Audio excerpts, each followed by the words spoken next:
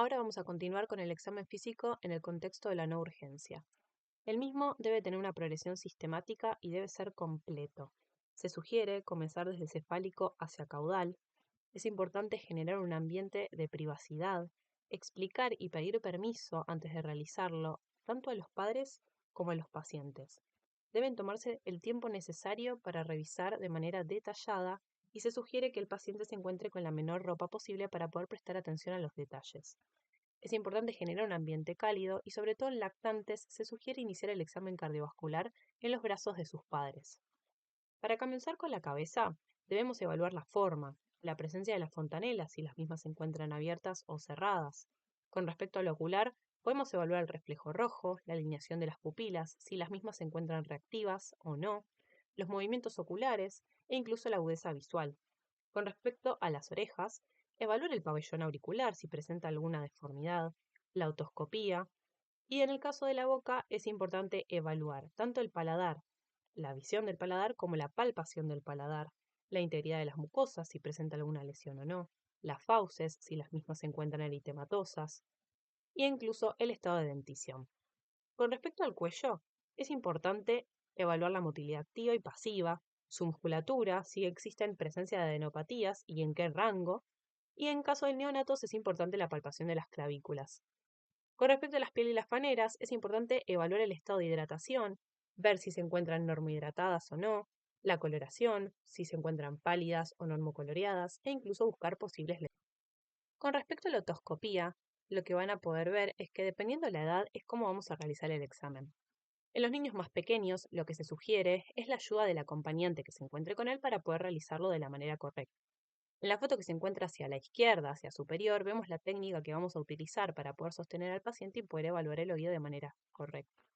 Y en la foto que se encuentra también hacia su izquierda, pero hacia inferior, es la técnica que vamos a utilizar para alinear el conducto auditivo externo según la edad del paciente. Pacientes que son menores de 3 años, lo que se suele hacer es traccionar el pabellón auricular hacia atrás y hacia abajo para poder alinear el conducto auditivo externo, y en el caso de niños mayores, se va a traccionar el pabellón auricular hacia arriba y hacia atrás. En la foto que se encuentra a la derecha, podemos ver una otoscopía normal. Lo que vamos a ver es el conducto auditivo externo que se encuentra libre de inflamación, no se encuentra eritematoso.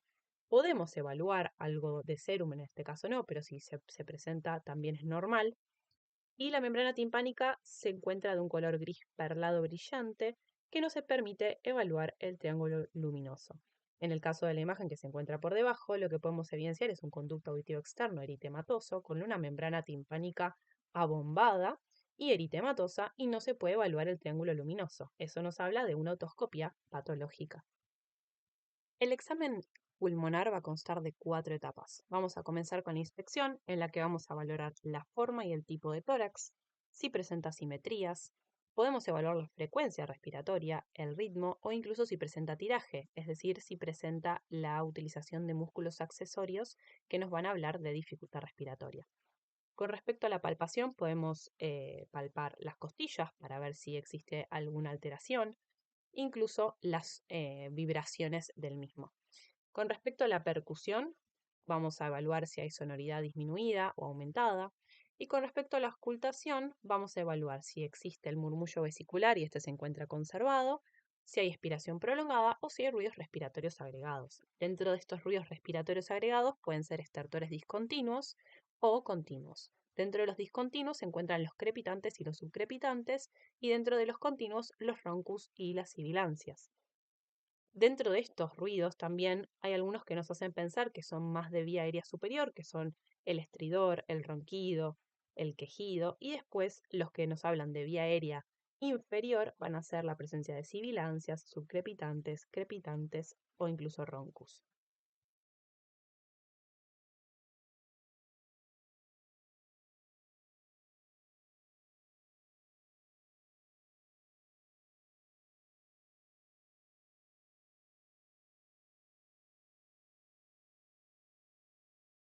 Con respecto al examen cardiovascular, vamos a evaluar la frecuencia cardíaca y el ritmo, los ruidos cardíacos, R1, que corresponde al cierre de las válvulas auriculoventriculares, y R2, que corresponde al cierre de las válvulas sigmoides.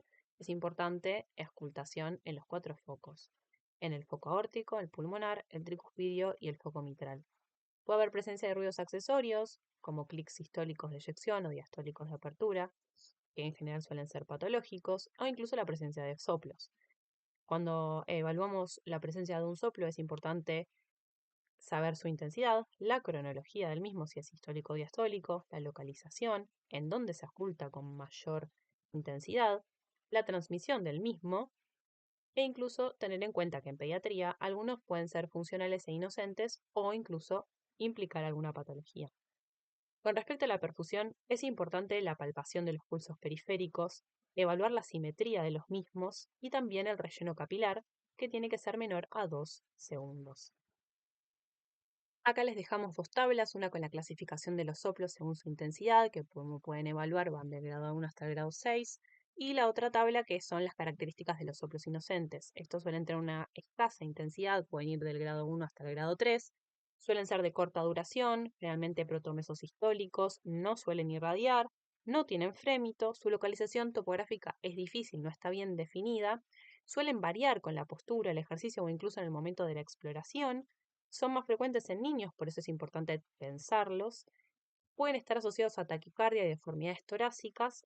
Nunca son diastólicos. En todo paciente en pediatría que evidenciamos un soplo diastólico, tenemos que pensar que es un signo de cardiopatía.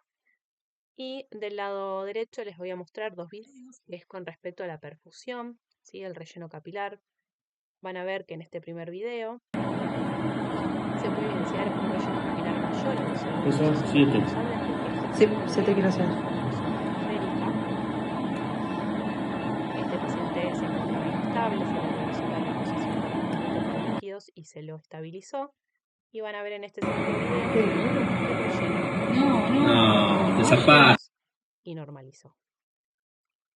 En el caso de la exploración abdominal vamos a seguir estos 4 pasos. Primero vamos a realizar la inspección del abdomen, vamos a evaluar la forma, el tamaño, ver si tiene cicatrices o lesiones. En segundo lugar vamos a auscultarlo, vamos a evaluar los ruidos hidroaéreos, si los mismos se encuentran aumentados, disminuidos o ausentes. En tercer lugar, la percusión, que vamos a evidenciar que suele presentar un sonido timpánico con zonas mate a nivel del hígado y el vaso. Y por último, la palpación, que la misma debe generarse en un orden sistemático, el paciente en decúbito supino y uno siempre observando la expresión facial del niño para evaluar si tiene o no tiene dolor y en dónde y en qué zona se encuentra. También es importante realizar maniobras de distracción mientras realizamos la palpación abdominal.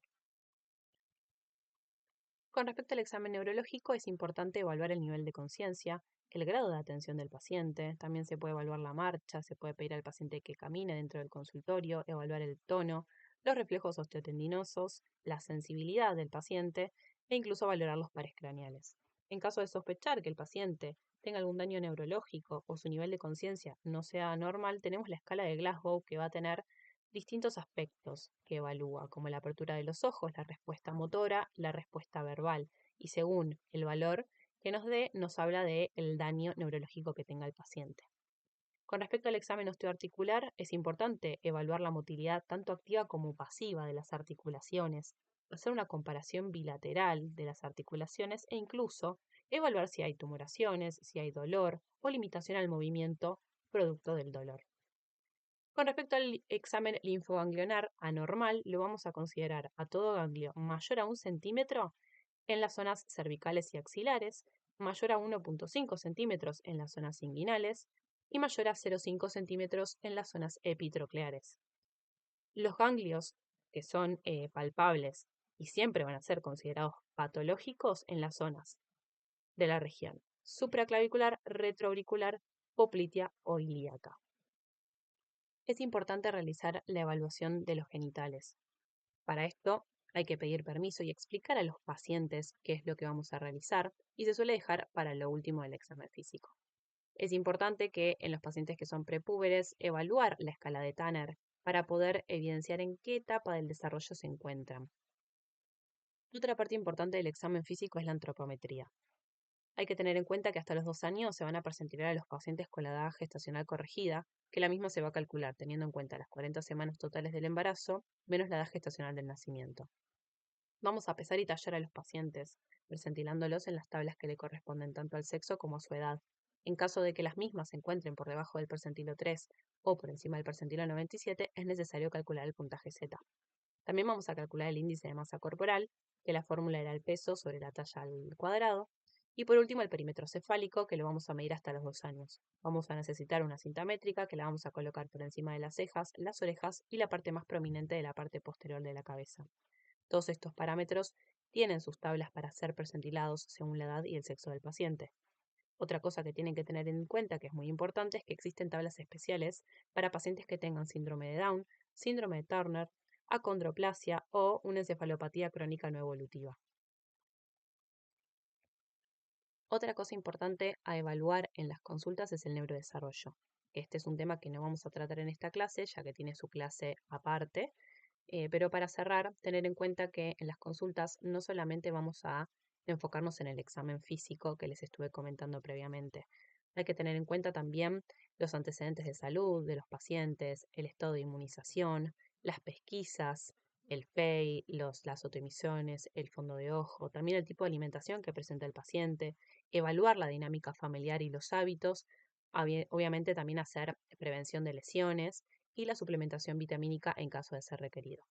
Todo esto que estuvimos charlando también lo pueden ver en el manual breve de la supervisión de salud de los niños y niñas y adolescentes, que lo que les presenta es como una orientación de las consultas que va a depender de la edad de cada paciente.